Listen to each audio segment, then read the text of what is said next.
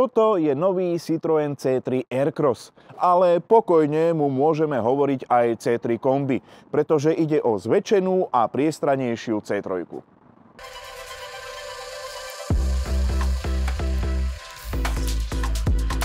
Aircross trošku klame telom, pretože pôsobí mohutne, môže byť až 7-miestny a pritom dĺžkou 4,40 m, rázvorom 2,67 m a šírkou 1,80 m má veľmi blízko napríklad ku Škode Scala.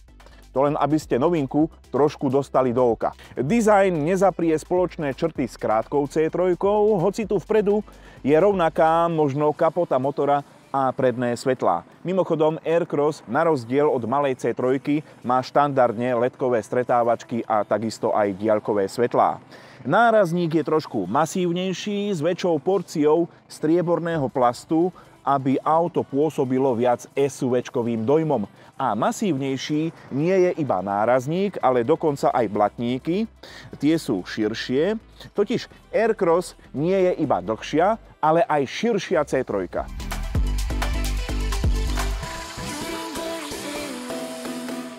Rozchod predných kolies je širší až o 6,5 cm, zadných potom o 5. Aby toho nebolo málo, Aircross má vždy aj širšie kolesá.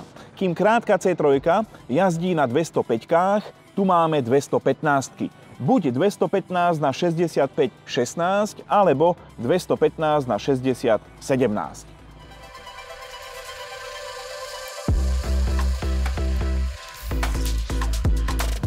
K rozšíreniu auta došlo predovšetkým kvôli jazdným vlastnostiam. Predsa len Aircross má byť dospelejšie auto, odvezie až 7 pasažierov, takže aby to nebol vyslovene jazvečík. Možno k tomu rozšíreniu došlo aj kvôli dizajnu, veď prečo nie, ale kvôli vnútornej šírke v kabíne k nemu určite nedošlo, pretože rovno prezradím, že tá vnútorná šírka je identická s malou krátkou C3.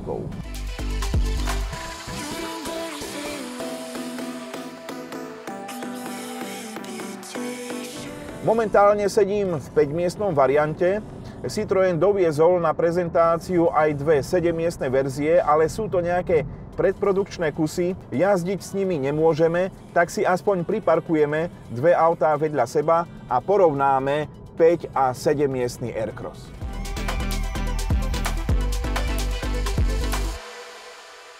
Bezkľúčové odomykanie v ponuke nie je a nebude. Je to taká malá daň za to, že Aircross má byť podľa možnosti čo najdostupnejším autom a Citroën niektoré prvky výbavy jednoducho škrtol. Takže odomykám a poďme rovno dozadu, kde sú takéto dlhotánske dvere, sú to naozajstné plachty, uľahčujú nastupovanie, uľahčujú nakladanie detských sedačiek. Na druhej strane, na parkovisku musíte mať dostatočný priestor na to, aby ste ich mohli otvoriť až do Korán, pretože z profilu auta trčia citeľne viac ako predné dvere. Toto je prvá aretačná poloha. No, možno dieťa sa vyšmykne.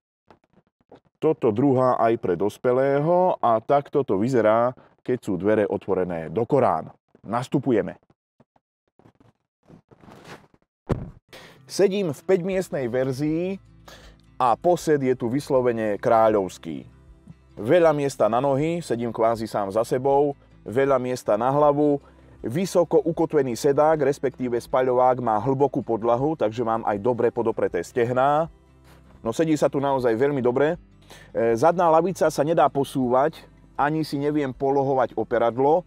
No a čo sa vnútornej šírky týka, tak už o tom bola reč. Tá vnútorná šírka je rovnaká ako v malej C3, to znamená pre dvoch dospelých, respektíve pre dve detské sedačky. Napokon aj izofixy sú iba na krajných miestach.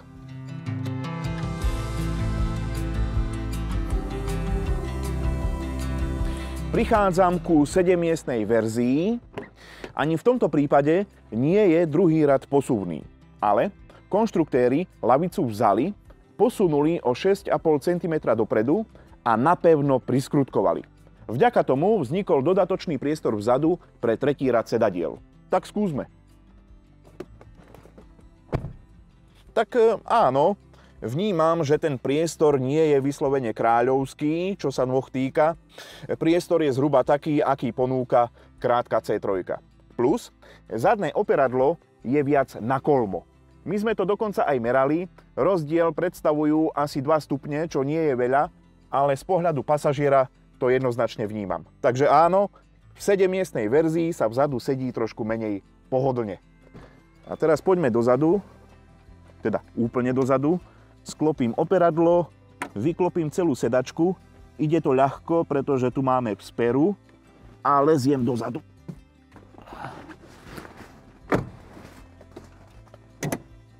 Tak nebudem hrať prekvapeného, pretože už som tu sedel. Každému je jasné, že 4,4 metra dlhé auto nemôže byť plnohodnotne 7-miestne. To znamená, tento tretí rad je vyslovene núdzový, slúži nižším osobám, po prípade deťom. Sedák je úplne dole, čiže vôbec nepodopiera stehná. Operadlo je takmer na kolmo, ale viem si predstaviť, že keď do školy veziete nielen svoje, ale aj susedové deti, tak tie tu úplne v pohode obsedia. A keď spomínam deti, tak tie asi nebudú rady za v podstate nulový výhľad.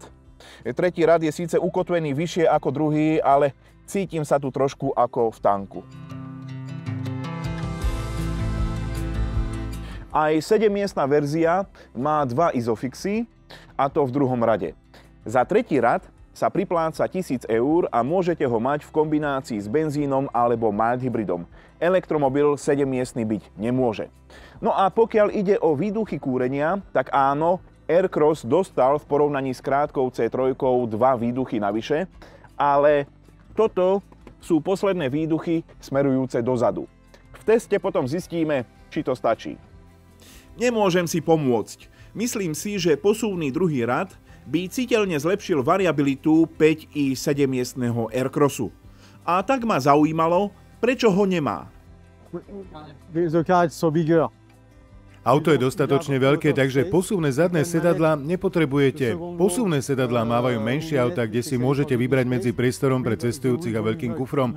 Tu máte obe prednosti k dispozícii naraz. Nie je to otázka peňazí. V 7-miestnej verzii má kufor objem väčšej poštovej schránky, 40 litrov. A teraz sklopím jedno operadlo, sklopím druhé operadlo a to je všetko. Tretí rad sa nedá vyklopiť ani z auta vybrať. Skrátka musíte si vystačiť s takýmto batožinovým priestorom, ktorý má objem 330 litrov. A keď na to príde, sklopím si nielen operadlo druhého radu, ale vyklopím aj celú lavicu a získam takýto štedrý priestor. Jeho objem však Citroën neudáva. 5-miestny variant je na tom podľa očakávania lepšie. V základe pojme 460 litrov, pochopiteľne vtedy, keď si dám dvojitú podlahu nižšie. Čo sa týka sklápania zadných sedadiel, tak viem si sklopiť operadlo, ale celú lavicu už dopredu vyklopiť neviem, ako je to pri 7-miestnom variante, takže to je také drobné mínus. Ak sa bavíme o rezervnom kolese, tak tu dole už nie je priestor, ale pod autom priestor je, rezerva sa dá objednať, ak sa nemýlim, tak do 5 a takisto aj do 7-miestnej verzie.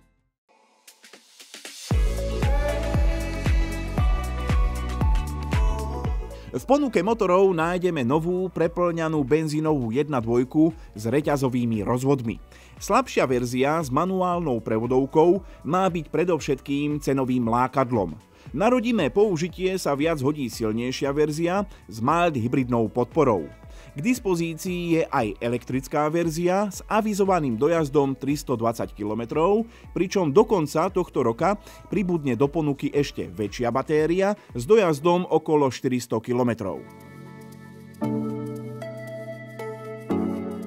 Momentálne šoférujem mild hybrid, čo je stará známa kombinácia prepĺňanej benzínovej 1.2 so 6-stupňovou dvojspojkovou prevodovkou a do nej vsadeného elektromotora.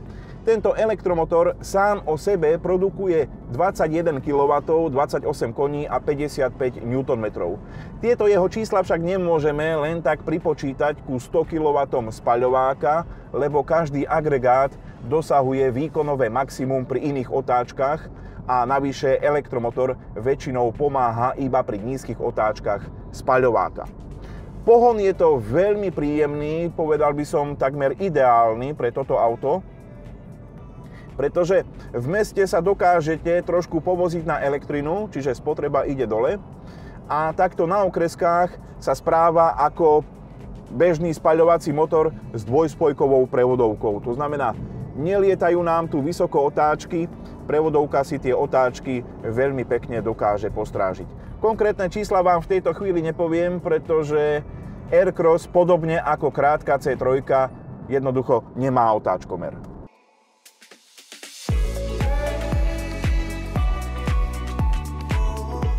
Pomocou diagnostiky sme stihli zistiť aspoň to, že diaľničná 130 znamená asi 2900 otáčok za minútu. Pri bežnej jazde sa prevodovka snaží tlačiť otáčky pod 2000 hranicu, pričom trojvalcu pri zrýchľovaní pomáha elektromotor. Tu v serpentínach sa mi úspešne darí jazdiť za 8 litrov benzínu na 100 km, ale očakávam, že pri tom normálnom používaní auta budete v meste a na okreskách jazdiť za nejakých 5 až 6 litrov a na diaľnici povedzme za 6,5. Napokon uvidíme, dozvieme sa v domácom teste. Predná časť kabíny je takmer na nerozoznanie od krátkej C3. Tým, že Aircross má priemerovo väčšie kolesá, posed je zase o niečo vyšší. A v tomto prípade je už naozaj veľmi blízky Dusteru. Rozdiel nejaké 2 cm. Meral som to. O to väčšia škoda, že prahy sú takéto masívne a hlavne, že nie sú chránené dverami. Pozrite sa, ako trčí tento plast. Keď bude špinavý, neviem. Musíte ho poriadne prekročiť, aby ste sa nezašpinili.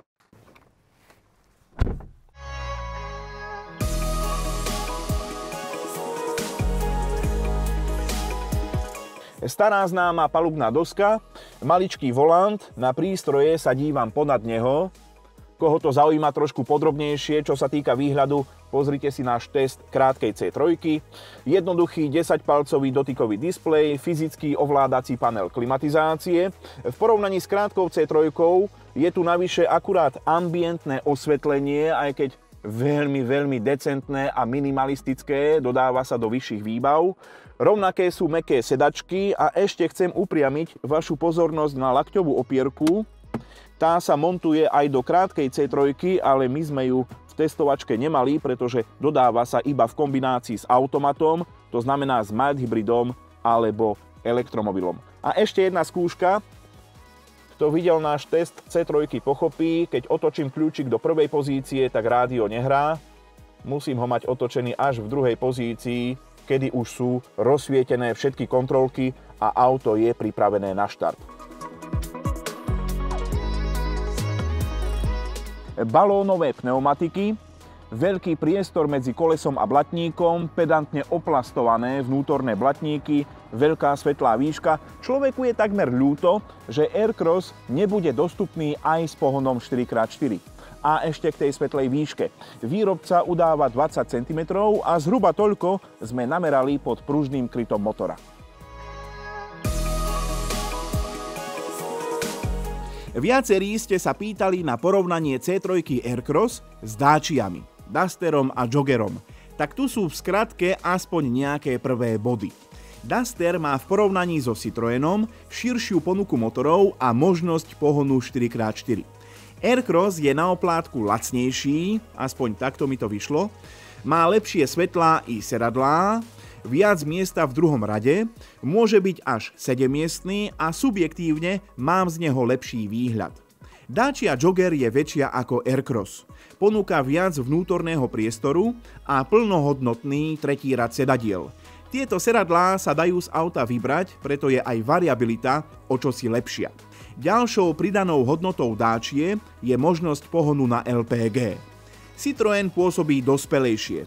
Sedí sa v ňom vyššie, pri 5-miestnej verzii ponúka pohodlnejšie sedenie v druhom rade, má plne diódové svetlá, lepšie predné sedadlá a je obratnejší. Cenovo sú si Aircross a Jogger pomerne blízky.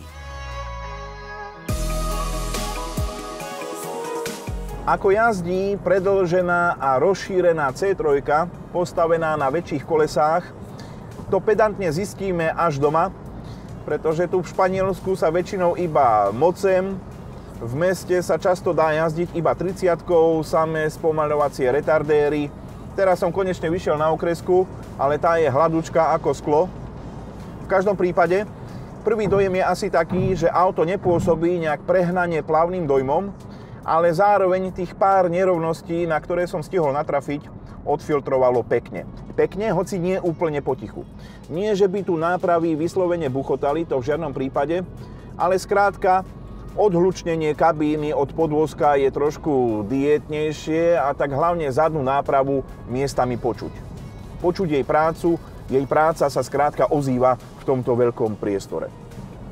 Konštruktéri dokonca tvrdia, že Aircross má máličko tuhšie pruženie v porovnaní s malou, krátkou C3. K sériovej výbave samozrejme patria tlmiče s hydraulickými dorazmi. Tie sú špecialitou Citroenov, pretože Opel Frontera a takisto ani Fiat Grande Panda takéto tlmiče nemajú. Auto pôsobí príjemným, takým ľahkonohým dojmom. Aj riadenie je celkom presné, hoci samozrejme je preposilované. Aircross ťaží z toho, že nemá až extrémne dlhý rázvor náprav, ako napríklad Dacia Jogger, a preto, hoci sa bavíme o teoreticky 7-miestnom aute, tak stále je dostatočne obratné a dostatočne mrštné, či už v zákrutách, alebo potom v meste. V rámci domáceho testu ma bude zaujímať, ako si podvozok poradí so záťažou na palube, ktorú si tu vyskúšať pochopiteľne nemôžeme. Čo sa týka nosnosti, tak predbežné údaje hovoria o tom, že benzíňák odvezie 480, mild hybrid nejakých 450 a prekvapivo najviac uvezie elektromobil, a to 500 kg. Na test sa naozaj teším, pretože Aircrossu na Slovensku veštím veľký úspech. Jednoduché a priestranné autá máme predsa radi.